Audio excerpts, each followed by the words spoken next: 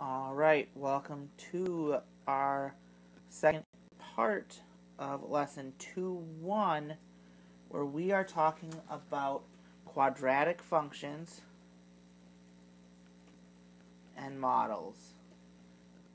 Now, in the last video, we started example 3, where we identified the vertex, or need to identify the vertex and x-intercepts of a function, and then graph it. We got the vertex part.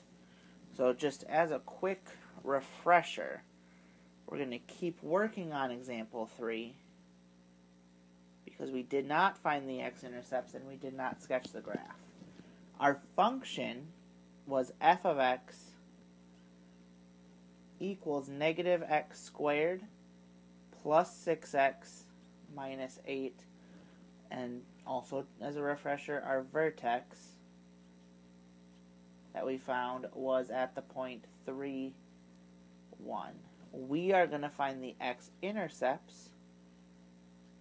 I'm going to use the quadratic formula for this, but you could complete the square, you could factor. There's a lot of different things you could try to do, but we're going to use the quadratic formula. So, quickly, we're going to just identify A, B, and C so we can use that quadratic formula. A, in this case, is negative 1, B is 6, C is negative 8. So, quadratic formula, we're going to have x equals negative 6 plus or minus the square root of 6 squared minus 4 times negative 1 times negative 8 all over 2 times negative 1. Well, 6 squared, that's going to give us 36. So we're going to have negative 6 plus or minus the square root of 36. Well, negative 4 times negative 1 times negative 8 is negative 32. So we're going to subtract 32 from 36. And all of that's being divided by 2 times negative 1, which is just negative 2. So let's keep simplifying this. We're going to have negative 6 plus or minus the square root of 4 over negative 2, because 36 minus 32 is 4, which means we're going to have negative 6 plus or minus 2 over negative 2, which we can simplify and make it negative 6. In fact, everything there is divisible by negative 2, so we can just make it 3 plus or minus 1. And 3 plus 1 is going to give us 4. 3 minus 1 is going to give us 2. So our x-intercepts are at the points 4, 0 and 2, 0. Now we're going to go and sketch the graph with our vertex and our x-intercepts. So this is still example 3. We have our vertex 3, 1. Our x-intercepts are at 4, 0 and 2, 0. Let's make our x and y axis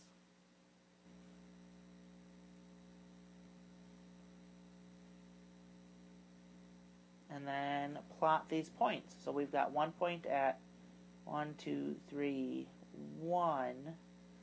One's at 2, 0, and 4, 0. And we don't have to be exact, but we do know this is a parabola, so it is going to be roughly shaped like a U. There we go. We have found our vertex, our intercepts, and we have sketched the graph. We can move on.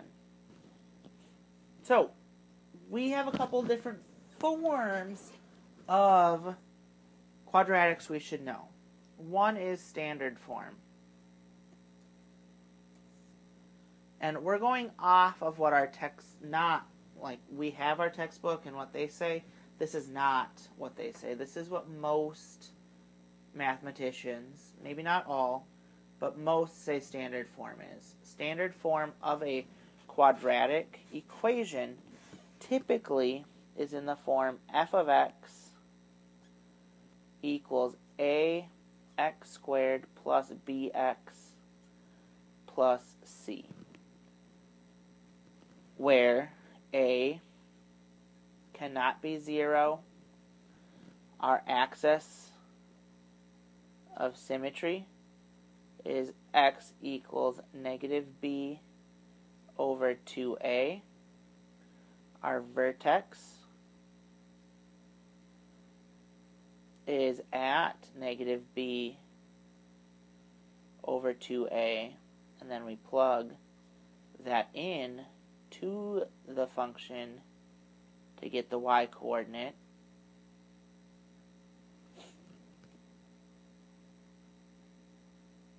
And b and c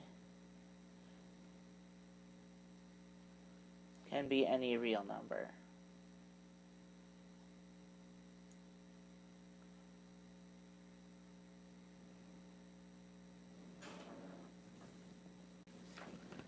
The other form we want you to know is vertex form. And what I would call vertex form, our book does actually call standard form. So just know that this form is also sometimes called standard form. It's written in the form f of x equals a times x minus h quantity squared plus k. Again, a cannot be 0. Our axis of symmetry is at the line x equals h, and our vertex is the point h, k. Now, some things to note. Just remember these from the last video. If we have an a value that is positive, so it's bigger than 0, our quadratic is a parabola that opens upwards. If that's the case, we have a minimum. If our a value, and it's the same a in both cases, if a value is negative, so if it's less than 0, the parabola opens downwards, which means we have a maximum, and that is where our vertex is located. We're going to go into our next example, example 4. We're going to write the standard form and vertex form of the quadratic with vertex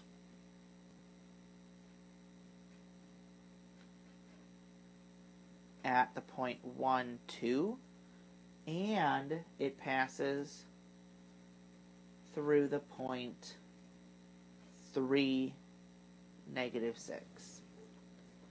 So the first thing I would actually do, even though it says put it in standard and vertex, I would start by just putting it in vertex form.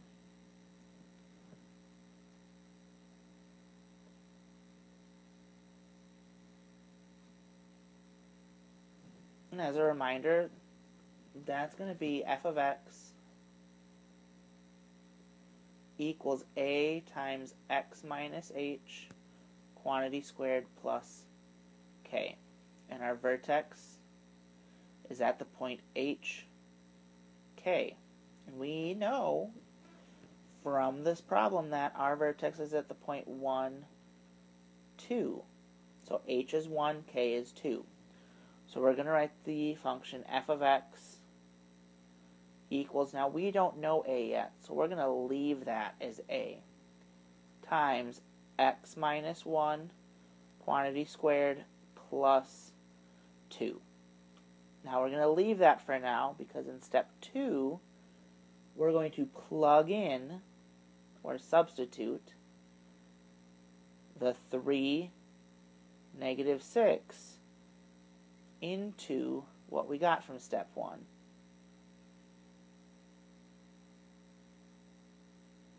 So we're going to replace f of x with negative 6, leave a, times 3 in for x minus 1 squared plus 2.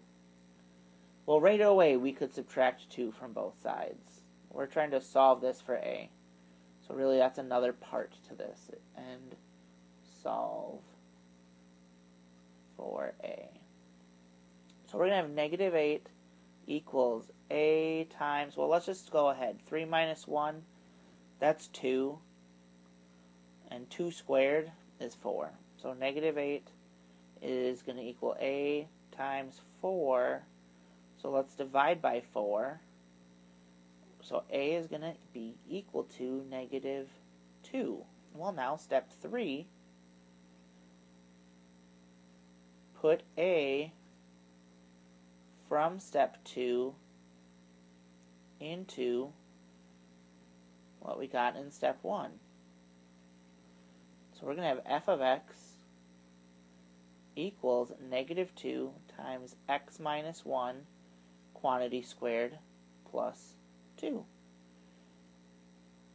And there's our vertex form, which is one of the things they asked us to do. We're going to clear our work here and put this into standard form. Alright, so now we're going to convert to standard form, which I'm just writing shorthand as SF. So, the first thing in this step I would do, if I am writing out my deal, I'm going to FOIL my x minus 1 squared. So I'm going to write it as x minus 1 times x minus 1.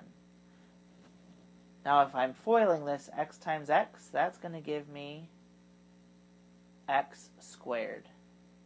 X times minus 1 and minus 1 times x is going to give me a negative 2x. And negative 1 times negative 1 gives me a plus 2. Then I'm going to distribute my negative 2 to everything in the parentheses. So I'm going to have negative 2x squared plus 4x minus 4 plus 2. Now we will combine like terms. And we're almost done. So, we're going to have f of x equals nothing to combine with the negative 2x squared, so we'll just write that. Same with 4x. But negative 4 plus 2 does equal negative 2. So our standard form is going to be negative 2x squared plus 4x minus 2. And that finishes example 4 because we found the vertex form first and then standard form. Let's do our last example. So this is example 5. And we're going to say it's the path of a baseball after being hit is modeled by the function f of x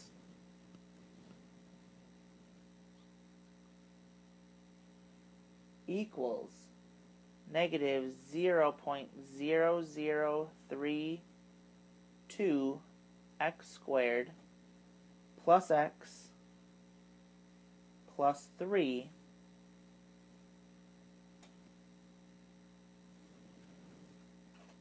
where f of x is the height of the baseball given in feet, and x is the horizontal distance from home plate also given in feet, we want to know what is the maximum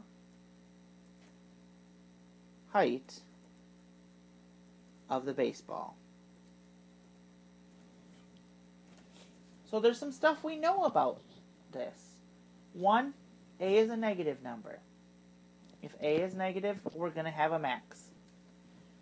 So we also know that our maximum is where our vertex is located, and our vertex is found by taking negative b over 2a for an x-coordinate, and then plugging it back into the equation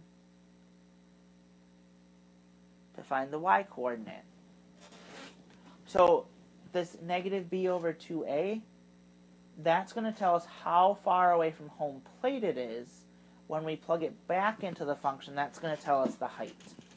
So we just need to know what a and b really are for this equation. B is 1. A is going to be negative 0.0032. If we wanted to know C, that's 3. So let's figure out the negative b over 2a.